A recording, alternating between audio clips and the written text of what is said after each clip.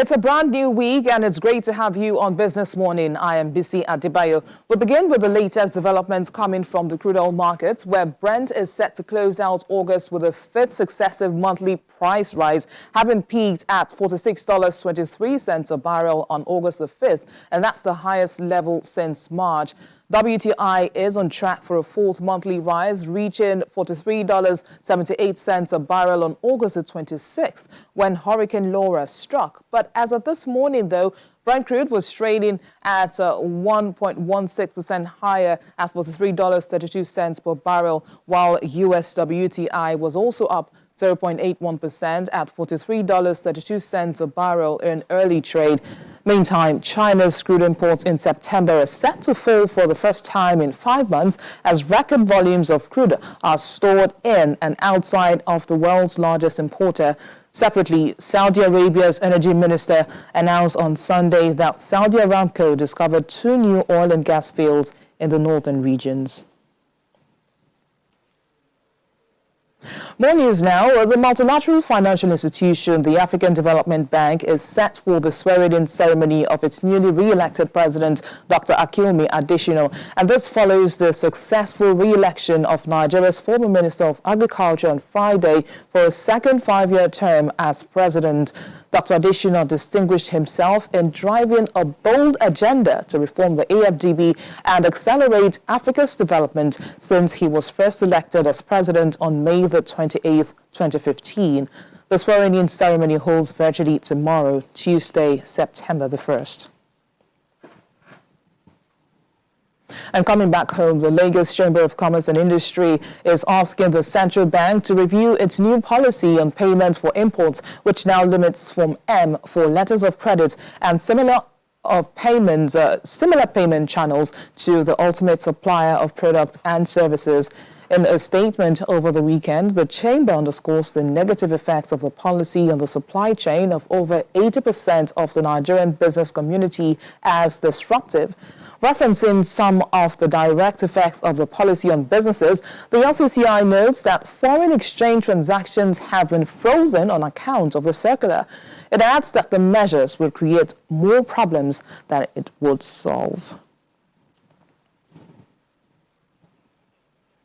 Now, the Nigerian economy appears to be reopening faster as cases of COVID-19 seems to be flattening, and this follows the various pronouncements of the federal and state governments on the resumption of some critical sectors and industries of Africa's largest economy, including that of aviation, education, hospitality, as well as the religious segment. And under the financial services industry, it's been more than a double whammy for the banking sector that has struggled to cope with the direct impacts of COVID-19 and the effects of the pandemic on the oil and gas sector, of course, which the banks are largely exposed to. Well, despite these challenges, Tier 1 financial institution, Access Bank, is one of the domestic lenders that has been consistent with its operational and expansionary strategy and now appears to be going pan-African from all indications. Well, joining us now to speak about the firm's recovery measures is Access Bank's Group Deputy Managing Director,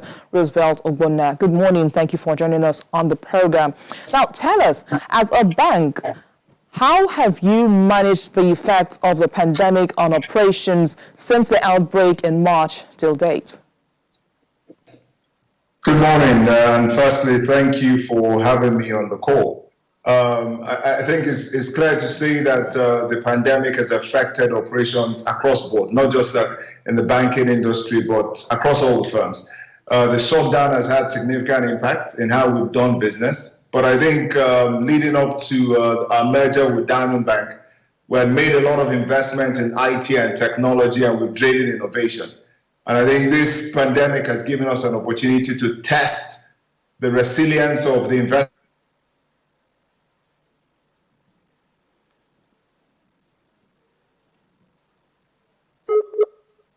We'll get back to that conversation in just a moment, but let's just do a quick recap. Okay, he's back. So continue the conversation, Mr. Roosevelt. All right, so I'm not sure where I stopped, but I think the point I was making was that the investment in technology has been quite significant for the bank. Can you still hear me? Go ahead. We can hear you. Go ahead. So, I think the pandemic has given us an opportunity to test the innovation which we have invested in the course of the last year and a half or 2 years. With the stay at home and the banks not being able to open their branches but still needed to serve customers, we've had to rely on our digital platforms to be able to do so. As you might well know, we have the largest mobile banking network within the Nigerian banking system with about 11 million customers on our mobile banking app. We needed to upgrade that service and make it a lot more user-friendly. I guess the pandemic and the ability of people not to be able to go out ensured that transitioning to more digital platforms was, I think, the only option that they had. And when you had a bank with a platform that was friendly and made it easy for customers to interact and still serve those customers, we found that many more customers migrated onto the digital platform. So overall, the operations were impacted, but it will interest you to know that as a bank, we've grown through the crisis. So from all of the last 4 to 5 months, the bank's business has continued to grow. We continue to sign on new customers. We've leveraged our agency banking network to allow customers to do business within their own locality without having to travel far to do so. And for those who are more technology savvy, to be able to do it online, either on USSD or on their mobile app. And I think what we've seen is that this will be the new normal. And as we go into the future, more customers will rely on the digital platforms and alternative channels to be able to consummate their transactions and do business. And we're ready to be able to serve customers and help them through that journey to arrive at a place where they'll be very comfortable. Now, let's talk about the fight against the COVID-19 pandemic. Now, of course, your bank has contributed huge amounts towards this fight. But are you impressed with how the pandemic has been tackled so far? Well, I think to a large extent, I don't know if it's the work that we've done that has limited the impact of COVID in Nigeria, or we are just lucky, or as some will argue, the weather in itself has played a significant role. Whatever it is, I think government's initiative and the quick thinking of the federal as well as state governments in Lagos, Ogun, and Kano helped limit the transmission of COVID across the market. We played our bit, working as a partnership under CACOVID with several large corporates within this market to provide funding and financing. So government realizes that it's not just their fight, it's our fight, and collectively is how we can win. So the investment which CACOVID did in buying PPEs, equipment, setting up testing centers, rehabilitation centers, was to also show support to government and to show Nigerians that it's not just about making money, but about making impact. So for us, it was important not just to protect our staff and our customers, but the entire stakeholders, including the general public. And I think government, in the work that they've done, NCDC, in taking clear initiative, has helped limit the spread. And as you rightly pointed out at the start of this conversation, we've seen the graph tapering off, and we pray that it continues that way, even with the almost near opening up that our country is at today.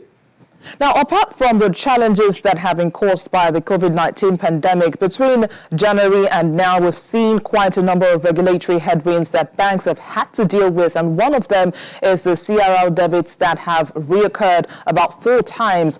How have you been mitigating the effects of these headwinds as a bank? Well, I think in times like this, these are normal things that banks have to be prepared for. I don't think there's any single bank that will tell you that this is news to them or this is the first time we've seen things like this happening. The Monetary Policy Authority will try the best it can to manage local currency liquidity, foreign exchange liquidity, and of course the stability of our currency. Price stability continues to be primary for the regulator, and they will do what it takes to be able to manage the imported inflation that might seep through into our market. So I think firstly, that's a policy that is not new, and I think it's something that banks have come to realize is reality and is here to stay. From our perspective, I think what was clear is that we needed to create significant liquidity buffers as well as significant capital buffers.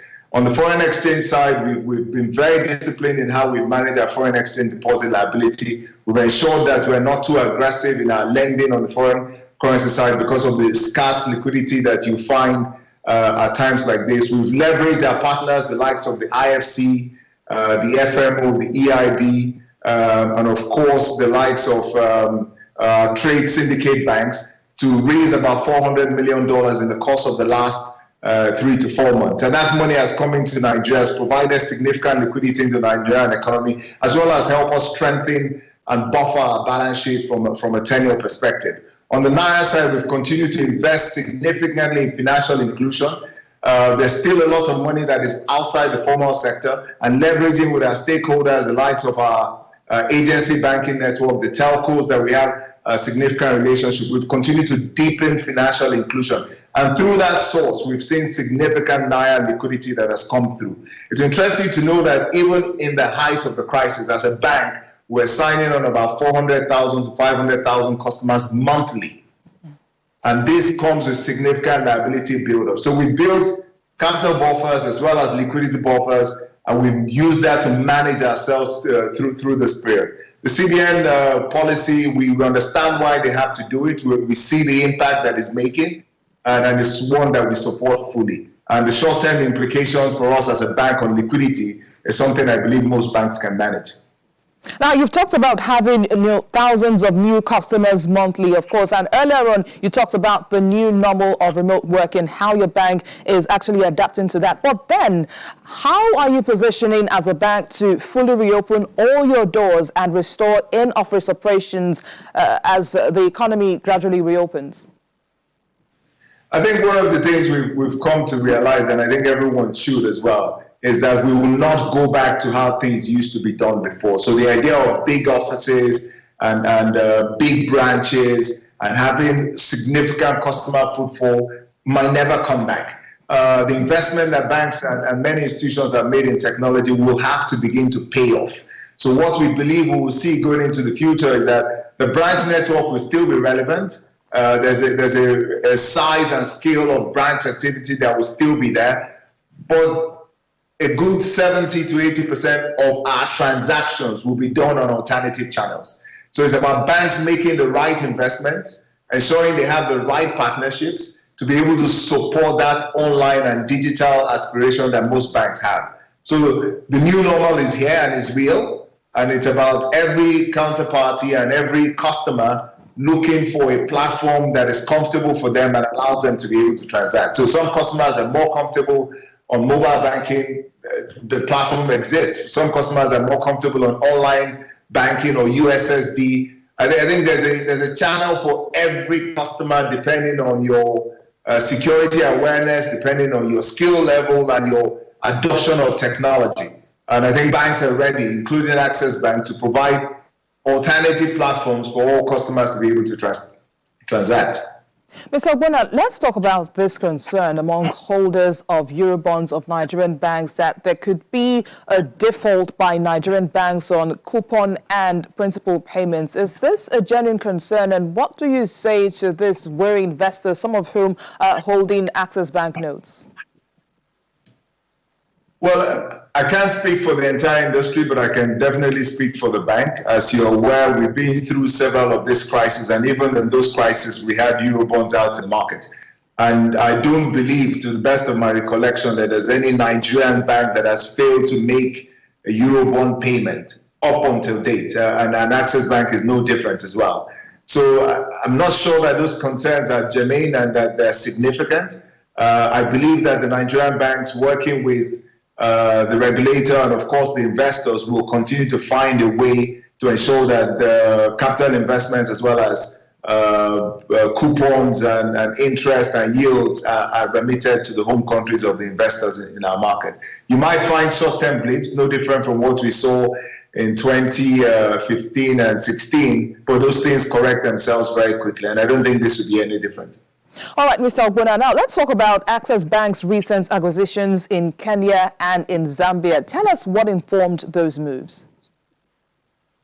Well, I think as a bank, we typically are bold enough to come out every 5 years to share with the market what our plans for the next 5 years are. And in the course of these 5 years, which runs until 2022, we had said that we want to be the world's most respected African bank, and we want to be Africa's gateway to the world. And to be able to do so means that we have to be in several relevant markets within the African continent. Zambia and Kenya just happen to be one of those markets. We already exist in Zambia. We've been there for the last 10 years. and what we're doing is consolidating our franchise in Zambia. The bank's thrust is that in every significant market that we play in, we want to be a top 5 bank in those markets and gain scale. If we're not going to do so, then there's no point being in those markets. So Zambia is to consolidate our franchise. Kenya is an entry, but we're acquiring a bank, or we've acquired a bank that operated in Kenya, and we believe that leveraging off the entire Access Bank network, global network, we should be able to then bring significant value to the Kenya market. As you know, the way we've divided, in our minds, the way we've divided the access world is that we have global financial centers, which includes the likes of London, Hong Kong, New York, and Tokyo, and we have to be in several of those markets over the course of the next 2 to 3 years. We have what we consider significant import markets, or significant trade hubs, as we call them. So the likes of Dubai, Mumbai, China, and Lebanon are those hubs that we've created. Several of them we operate as branches or rep office. And of course, we have the rest of Africa. So we're connecting Africa to the rest of the world, as well as ensuring that Africa connects with itself. In East Africa, you can't rule out Kenya because it's central to how they do business there. And Kenya, for us, will be our hub as we spread across East Africa. Of course, you know, we're in Rwanda, we're also in Mozambique, and we're going to use Kenya as a hub into those, in managing that entire network that we have. Zambia is in SADC. There are 2 or 3 other markets in Southern Africa that looks interesting, but Zambia is clearly going to be our anchor as we invest in the rest of the Southern African region. The consolidation of Access Bank in Zambia places us about 7th in that market today, and I think the rest will have to be organic growth, or where we find significant opportunities, we'll take advantage of it. To be the several, we just got a license in Guinea, so that operation will start in earnest, albeit the delay has come through from COVID, but I believe before the end of the quarter, Guinea will also start operation, as well as Mozambique that starts in about a week. So we're expanding across Africa, but we're doing so intelligently. We're doing so ensuring we're not putting our capital under significant pressure, and we're doing so in markets that are relevant and helps us connect Africa as we see it. So tell us now, what's your economic and banking outlook for the rest of the year? Well, I think we're cautious. This is not one where it's about aggressive growth. It's one about ensuring that you stay afloat. You don't do anything aggressively that will expose your institution to either liquidity or capital risk. I think surviving and ensuring that even 2020 is as good as last year will be a victory already. We see 3 or 4 sectors that are critical, and we're making significant investment in those sectors. Infrastructure is one. We're working with several state governments, as well as the central bank, where we see opportunities for infrastructure lending to do so. Healthcare, working with the central bank in the scheme which they brought about for healthcare to lend and support the growth of the healthcare sector. SMEs, women banking, we're seeing opportunities there. We'll continue to lend. Personal banking, we're seeing opportunities there. And of course, agriculture, working with the FMCGs to backward integrate. So we see that there are sectors that have significant opportunities. There are sectors that really have not been affected or dampened by COVID. Telecoms is another. Food and beverages as well. So in those sectors, we are growing, and we'll continue to invest and put our monies behind it. Several other sectors that are affected by COVID, for those sectors is to manage through them. Those are the sectors working with the central bank. We've had to realign and make payment extensions for those customers to tie them over this crisis. I think we don't see a quick recovery. We're not expecting to see a V-shaped recovery post-COVID. We think it to be a gradual U-shaped recovery. And it take us the next 12 to 18 months to fully come out of this. It's at times like this that banks have to stand with their customers, support them through the crisis, and that's the only way to ensure that the partnership sustains. So for those sectors like hospitality and airline, and the likes of construction, real estate, some commodity trading, we just have to work with them to tie them through this crisis that COVID has brought on their business. So we're positive, but cautiously so, hoping that the impact, the reopening of the global market will begin to seep through into the Nigerian. Of course, you know that the World Bank is projecting that there'll be a GDP decline of about 5% globally. Okay. Our second quarter results shows about 6.1% GDP decline. But with the economic recovery plan and all government is trying to do to spend its way through this crisis, we expect that will narrow to about 2%. That expectation in 2020. All right, Access Bank's Group Deputy CEO, Mr. Roosevelt Ogbonna, thanks for sharing some of your time with us this morning. Thank you very much. It was a pleasure being on the call. We will be making sense of Nigeria's Q2 2020 capital importation data when we return in just a moment. Please stay with us.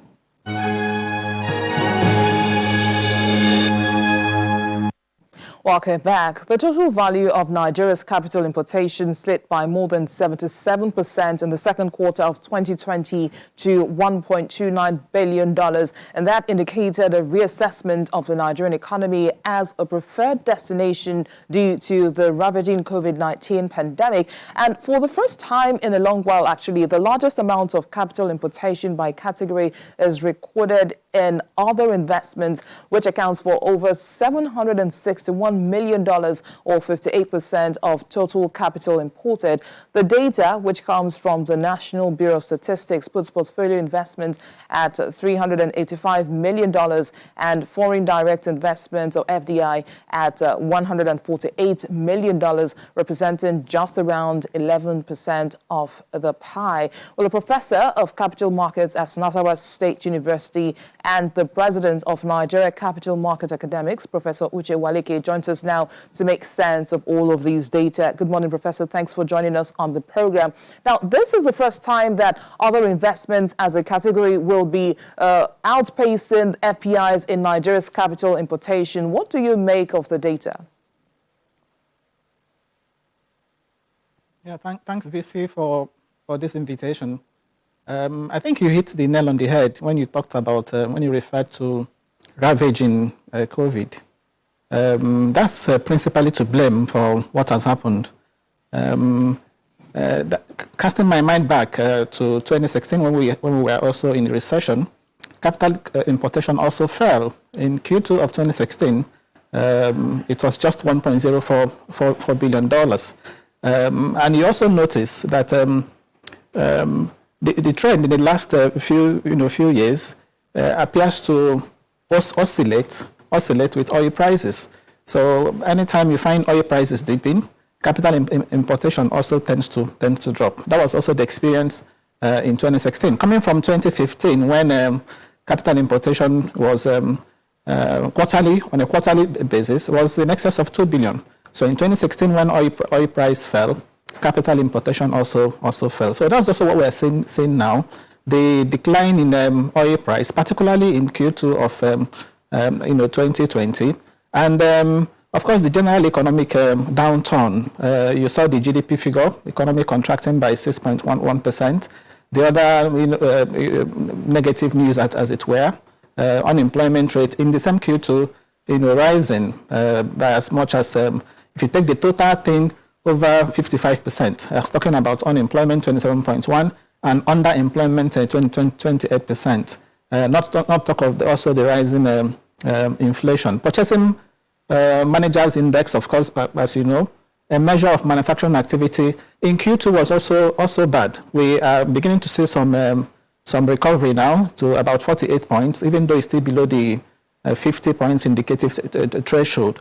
So I want to believe that in the coming quarters, in Q3, we are likely to see a better performance. And particularly talking about COVID, you also find that the major countries that represent the origin of this investment, have been over time, have been UK and the US.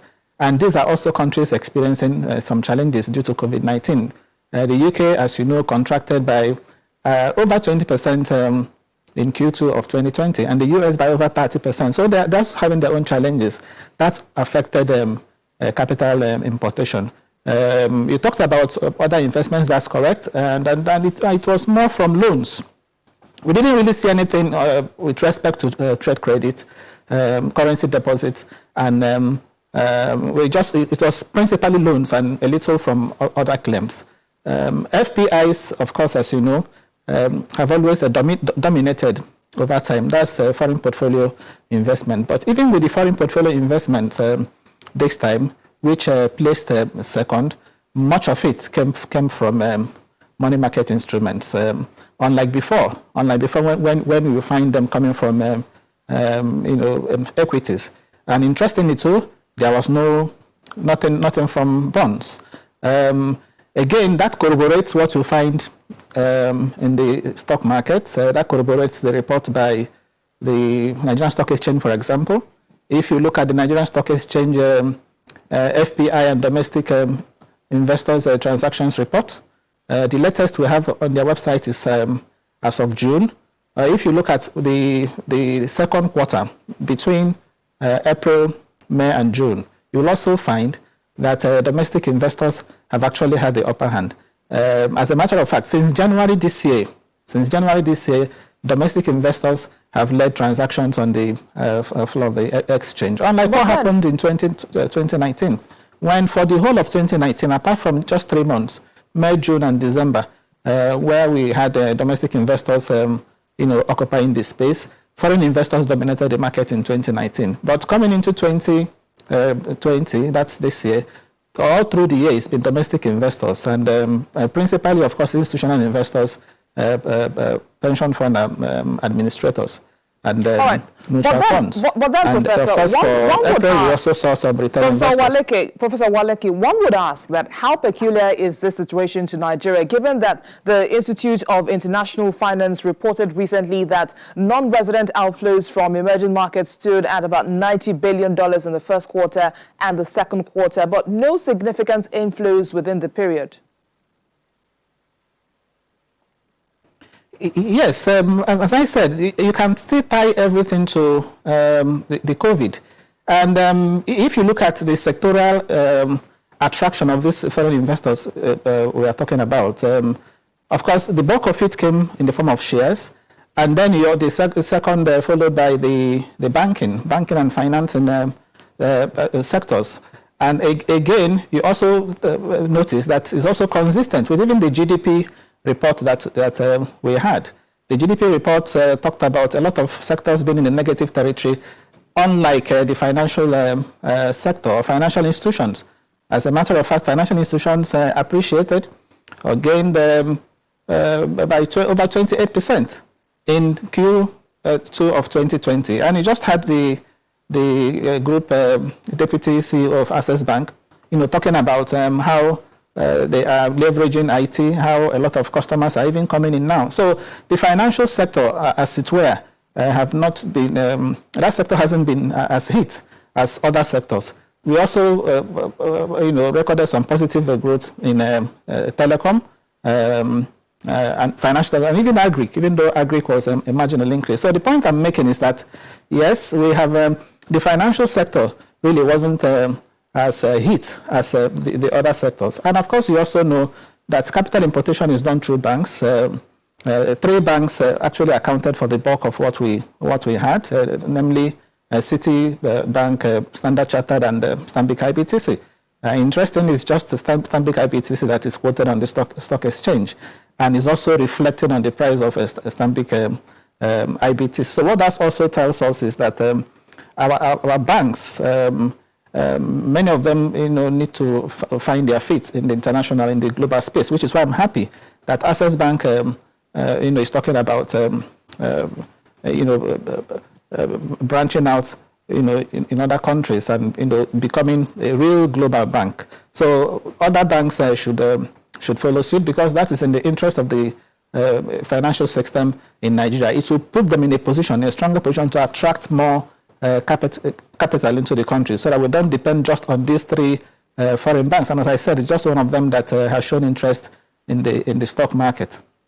Now, still talking about the data now, Lagos remains the top destination of investment, accounting for $1.13 billion, which is about 87% of the total capital, despite the lockdown that we saw in the period. Any idea what sectors actually attracted that amount? It's clear from the reports that the shares, I said the bulk of it came in form of shares. And of course, for obvious reasons, Lagos has, the capital importation has been concentrated around Lagos for a while, for obvious reasons. This time around, out of $1.29 billion in second quarter of 2020, we are told over 1.1 billion, came through Lagos.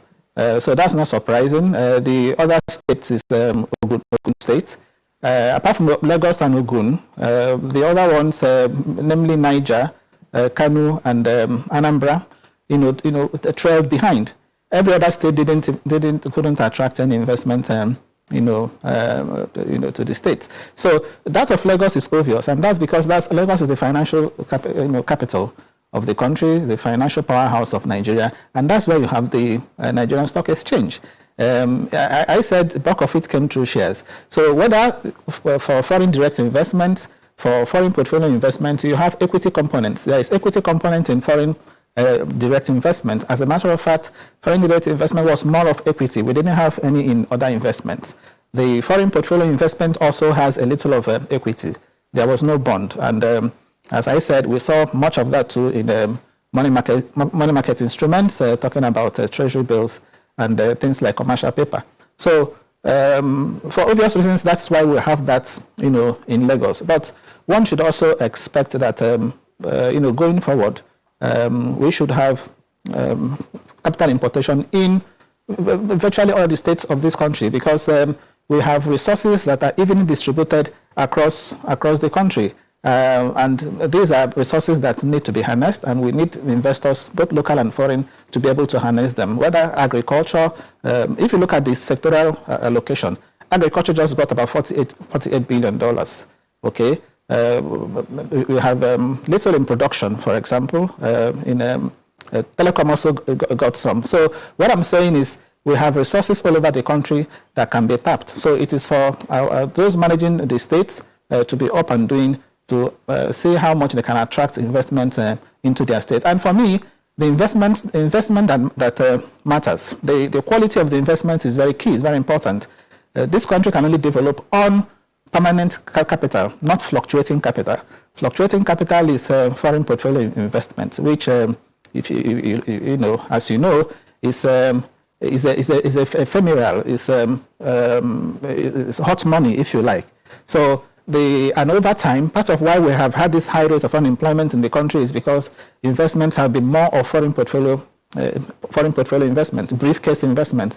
So we need more of long-term investment, foreign direct investment, the way countries like India, Malaysia, Indonesia, attract more of FDIs. That is what we need in this country, because if we have FDIs in agriculture, we have in solid minerals, we have in IT, and so on. That is when you see unemployment rate going down, because that is the ones that really create jobs. Foreign portfolio investments are good, yes, because they will help, boost activities in the market. But we need more of foreign direct investments, and that is where, as I said, the state governments, should be up and doing. Now, having said that, now, when you look at it, this capital importation data clearly explains the foreign exchange rate volatility, of course, given the measures taken now by the central bank, which is the removal of middlemen in the Form M processing and the resumption of FX sales to the BDCs this week. What is likely to change? Yes, what is likely to change is going forward, I expect that the moment we see some clarity in the Forex market, that should ordinarily translate into increase in capital inflows, into the country, of course, helping balance of payment and also helping external reserves. I just saw this morning that external reserves, have begun to inch up.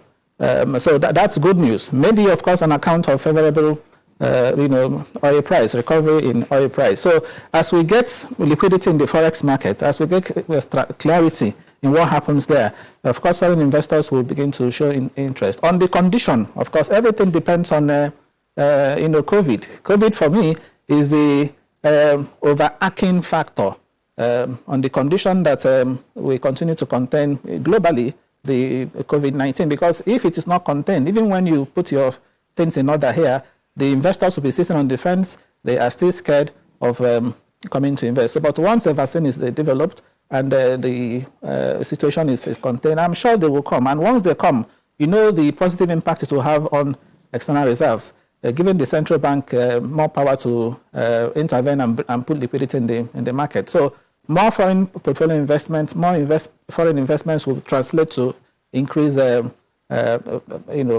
external reserves. So as the central bank tries to manage the demand side, for example, saying that trying to use asking people to raise Form M only in favor of the major supplier, as opposed to middle M, that's the demand side, or also trying to manage the supply side by asking every exporter to ensure that all proceeds are repatriated. Okay, that will help our Forex. All right. And with the plan to unify exchange rates. Exchange rates. I'm sure once that is done, investors will be induced to come to Nigeria. Okay, that will be a good point to leave the conversation. Professor of Capital Markets at Nasarawa State University and the President of Nigeria Capital Market Academics, Professor Uche Walike. Thanks for coming on the program. My pleasure. Time now for a review of last week's activities at the Nigerian equities market with Edidiong Ewan. Good morning, Eddie. Tell us what drove up the numbers last week. Good morning, BC. Well, most global markets were positive last week on improved prospects of global economic recovery. So it's very possible that, that's what also drove the market in Nigeria, especially as we've seen a reduced number of daily confirmed cases of COVID-19.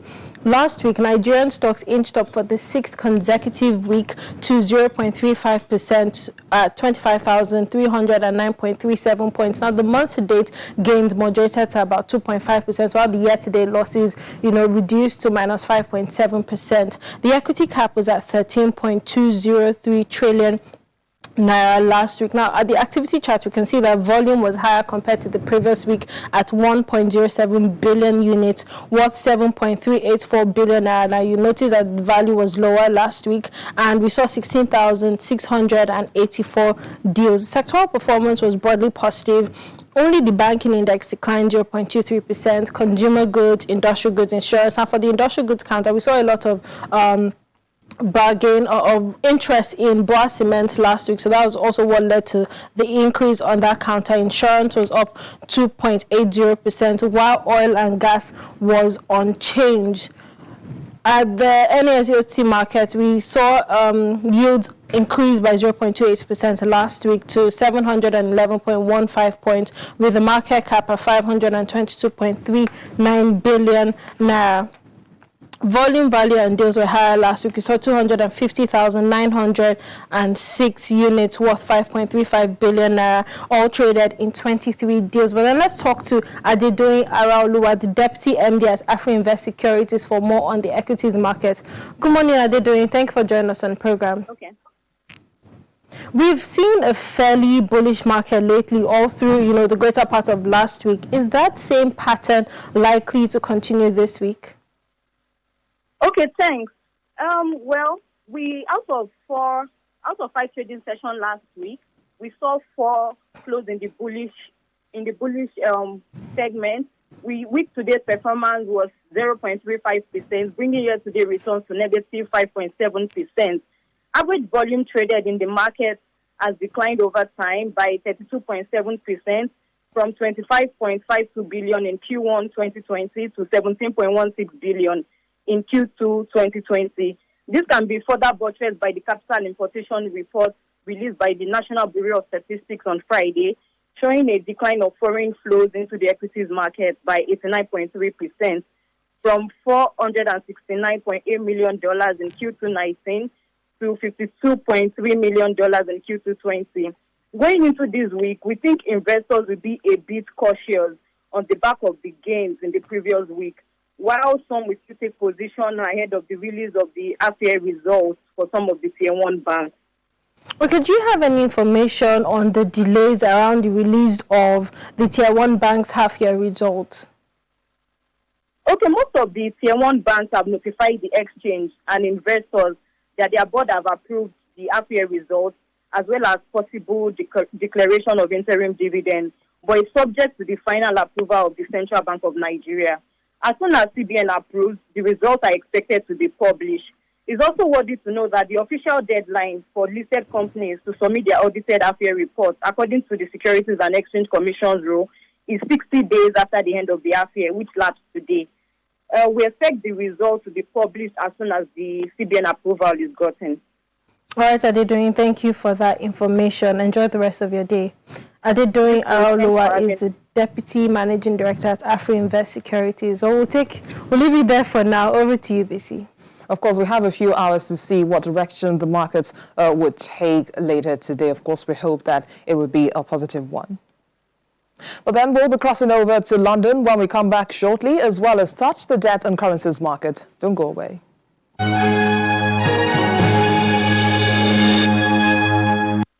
Now let's join Juliana Olayinka in London for this morning's major business headlines. Good morning, Juliana. So it's bank holiday today, and this one coincides with the fact that the government's Eat Out to Help Out discount ends today. But the Chancellor, Rishi Sunak, is urging UK consumers to continue to eat out at restaurants. How are you guys there taking all of this?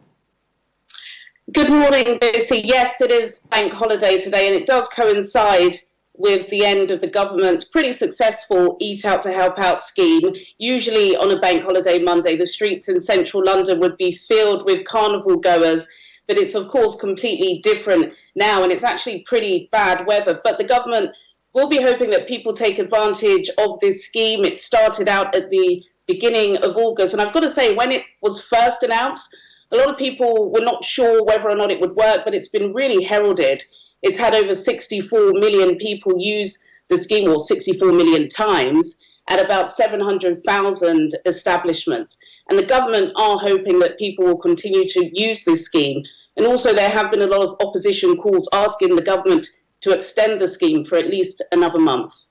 Now, let's talk about this new study conducted by the progressive think tank Autonomy, which says a 4-day week in the public sector would create up to 500,000 new jobs and help to limit the rise in unemployment expected over the coming months, which were, of course, caused by the COVID-19 pandemic. How did they arrive at this conclusion?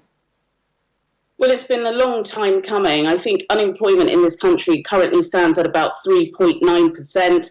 The government predict that will rise to about 7% at the end of the year. And a lot of this is, of course, tied to the government's furlough scheme. There are a lot of people, millions of people, are still relying on that scheme, which comes to an end in October. So Autonomy, this think tank, they have suggested that 4-day weeks will help to assist in kind of bringing down those unemployment levels, particularly in the north of England and in the Midlands, which is a really prime audience, shall I say, or a community for the British government, because of course they took that particular Labour stronghold and now they're government supporters. But the problem is a lot of them will lose their jobs, and about 1 in 5 people in the north of England rely on public sector jobs. So Autonomy are urging the government to consider 4-day weeks, so that different work pattern will allow a lot more people to adhere to this scheme. But unfortunately, the government have already said their public deficit sits at about £300 billion. Is this something they can afford? What they are suggesting, or what they have put into legislation, is that people can apply for the government's retention bonus scheme, which allows £1,000 for every employer you take on. Now, it's a new week, Juliana. Tell us, what are we to expect? Well, this week is the beginning of schools. Schools have already started across some parts of Scotland and Northern Ireland. But of course, all eyes will be really focused on schools this week, particularly secondary schools, where just last week the government made a major U-turn in saying that in some particular areas around schools, children will have to wear face masks. Now, this is grappling with parents who are already really comfortable about sending their children back to school, because the unions are not happy. They don't feel it's safe. They don't believe the government have given them enough information. And then before that, we had the fiasco with the exam results. So there will be a lot of attention. It's been summer. The government have been on recess. I don't think Boris Johnson, the Prime Minister, has really had that much scrutiny, but then it will all start after this bank holiday weekend. But I would say schools and travel will be on the top of the agenda. And of course, what matters most at this time is for everyone to stay safe. All right, Julian, I will see you again in the afternoon. Thank you, Bessie. Let's get the review of the debt and currencies market, and Eddie Young joins us again for that. It's back to you, Eddie. Thank you, BC. The bond market was mixed last week with bullish sentiment as average yields declined by about 2 basis points. On Friday, we saw a lot of demand on the 26th of April 2049 maturity. We saw 34 deals on that counter. On the 27th of March 2050 and 18th of April 2037 maturity, we saw 2 deals on that counter each. In total, we had 85 deals worth 100.37 billion naira. The Nigerian Treasury bills market was quiet last week as investors anticipated the primary market auction, but that segment of the market remained quiet for the rest of the week. On Friday, we had 6 deals worth 1.73 billion naira. Now, most of the focus was on the automobiles market last week as the average yields in that space contracted by about 4 basis points. On Friday, we had 30 deals worth 49.25 billion naira. But I'm being joined now by Dayo Ogundari at Treasury Sales in Access Bank for more. Good morning, Dayo. Thank you for joining us on the program. The Nigerian Treasury bills market was relatively quiet last week. Now, do you see those sentiments spilling into trading this week? Yes, so this week we expect the healthy system liquidity to sustain trading, particularly the medium and long-tenured automobiles, which will pick up again towards the end of the week when we have a maturity of about 321 billion coming into on Thursday. We also expect the CBN to float an OMO auction just to manage the liquidity as well. So what's your outlook for today and the rest of the week for the fixed income markets generally? Today, we expect it to be a bit quiet. There will be some demand spilling over from last week. And on the bond side as well, particularly on some select maturities, we expect market participants to just take a wait and see and build up towards the close of the week.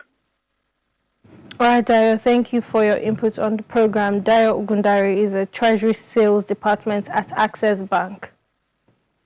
Well, BC, we just hope that these positive sentiments we've seen, particularly in the equities market for the last 6 weeks, we hope they continue this week in the market, and we hope to see, bullish sentiment in the fixed income market this week. Absolutely, Eddie Young. As always, we will always hope for a positive trading day and, of course, a positive trading week. And that's where we wrap up our show today. Thank you for watching. I am BC Adebayo. See you in a few minutes.